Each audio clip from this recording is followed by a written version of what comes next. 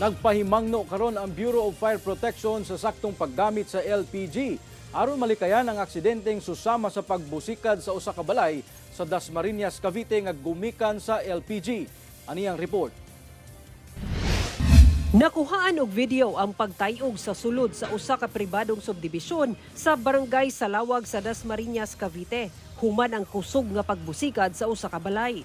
Nagresulta kini sa pagkasunog nga halos usa ka oras ang pag-apula sa kabumbiruhan. Duha ka tawo nga anaa sulod sa balay ang patay. Nadamay sab ang silingang mga balay ug kabtangan. Sumala sa barangay, base sa gibutyag sa tag-iya kanila nga nagpahilo na ug namintura sila sa tangke sa nagkadayang LPG dihang nahitabo ang insidente. Padayon ang investigasyon sa otoridad. Mga kapuso, dunay pahimangno ang Bureau of Fire Protection alang sa luwas nga paggamit sa LPG tank. Siguraduhong sirado ang regulator sa tangke pagkahuman og luto, una matulog o kaha mobiya sa inyong balay. Aron masuta ang kondisyon sa LPG tank, trapuhan ang hose ug valve niini gamit ang tubig nga dunay sabon.